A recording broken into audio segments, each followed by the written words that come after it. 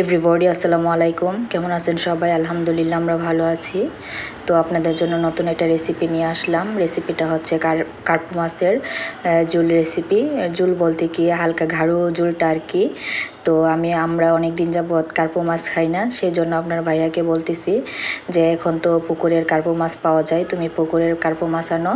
তো আপনার ভাইয়া, আপনারা কি নামে ডাকেন আমি জানি না, তবে আমরা কার্পু বলে ডাকি, সেজন্য কার্পু বলতেছি। তো আসলে কার্পু মাছটা কিন্তু খেতে অনেক মজা, কাটাও একটু কম আছে। তো বিশেষ করে আমরা অনেক দিন যাবৎ কার্পু মাছ খাই না, কারণ কার্পু মাছ খেতে খেতে একটু বিরক্ত হয়ে গেছিলাম, সেজন্য আর কার্পু মাছটা অনেক দিন যাবৎ আনা হইতেছে না। তো আপনার ভাইয়া আমি বলার পরে অনেক দিন পরে কার্পু মাছটা আনলো আর কি। তো আমি লাল লাল করে কার্পু মাছটাকে প্রথমে ভেজে নিলাম, ভেজে নিয়ে পেঁয়াজ কুচিগুলো ভেজে নিচ্ছি, ভেজে নিয়ে তারপরে আমি এটাকে হালকা হালকা বলতে একটু ঝোলটা দিয়ে দিব আর কি। তো ঝোলটা গাঢ় হয়ে আসলে আমি একে একে মশলা দিয়ে তারপরে ঝোলটা যখন গাঢ় হয়ে আসবে তখন আমি এটাকে নামিয়ে নিব আর কি। তো আসলে সব সময় তো একটা মাছ মজা লাগে না, বিশেষ করে আপনার ভাইয়া যেই মাছ আনা শুরু করে ওই মাছই আনে, আর উনি তো বড় মাছ খেয়ে অভ্যস্ত, সেজন্য সবসময় বড় মাছটার দিকেই নজর যায় আর বড় মাছটাই আনে। আর ছোট মাছগুলা তো আমি খেতে পছন্দ করি বিদায় সে আনে না, কারণ আমার কাটার সমস্যা, কাটাকুটার সমস্যা হয়ে যায়।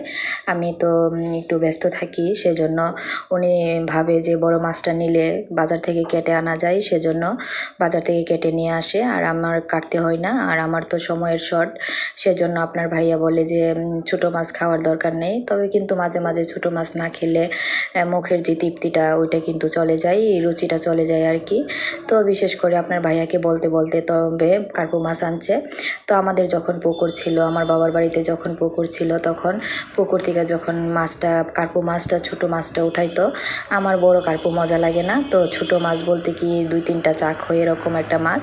তো এই মাছগুলো আমার কাছে অনেক ভালো লাগে। তো আগে বাবার বাড়িতে যখন ছিলাম, খুব ছোট ছিলাম, তখন আপনার আমাদের পুকুর ছিল, পুকুরে মাছ চাষ করা হতো। চাষ বলতে কি নিজে নিজে হয়তো, আবার নিজে নিজে বড় হইতো এরকম আর কি।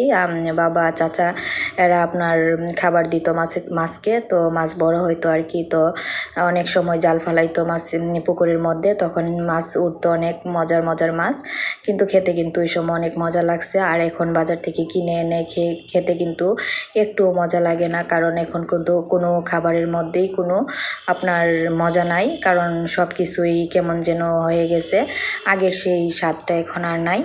তো আমি মাছটাকে প্রথমে ভেজে নিয়েছি, ভেজে নিয়ে পেঁয়াজ কুচিগুলো দেখছেন তো আমি ভেজে নিয়েছি, ভেজে নিয়ে একে একে এখন মশলাটা দিয়ে দিছি। ঝোলটা একটু বেশিই দিয়েছি, কারণ আমি যখন ধনিয়া পাতাটা দিব আর ঝোলটা যখন গাঢ় হয়ে আসবে তখন আমি তরকারির ফাইনাল রেসিপিটা চলে আসবে।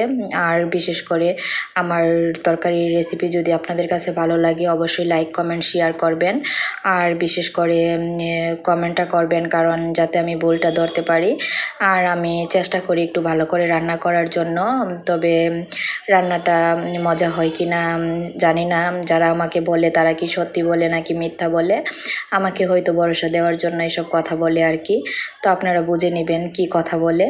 তো আমার বাসায় এই পর্যন্ত যারা যারা আসছে বা আমার রান্না যারা যারা খাইছে সবাই অনেক প্রশংসা করছে, কিন্তু আমি বাবার বাড়িতে থাকতে কখনো রান্না করি নাই, মা আমাদেরকে কখনো রান্না করার জন্য দেয় নাই, কারণ মা সবসময় চেষ্টা করতো যে নিজের কাজ নিজে করে ফেলবে, আর নিজের কাজ নিজেই করছে।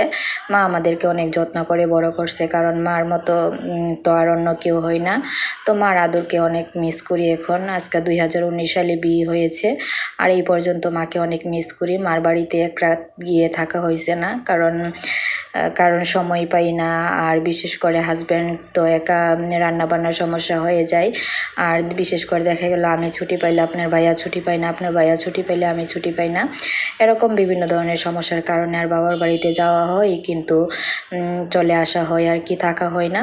তো আসলে বাবার বাড়িটা অনেক অনেক মধুময়, কারণ আমাদের বাতিজা হয়তো বাবার বাড়িতেই থাকবে, আর বাতিজিগুলো যে বড় হচ্ছে এরা কিন্তু যেই শৈশবটা কাটাচ্ছে, খুব সুন্দর একটা শৈশব কাটাচ্ছে, কারণ এরাও কিন্তু একদিন আমাদের মতো বড় হয়ে যাবে, দাওয়াতের সময় আসলে দাওয়াত দিলে এরা যাবে। তো এরকমই দেখেন, আপনাদের সাথে কথা বলতে বলতে আমার তরকারির ফাইনাল রেসিপি চলে আসছে।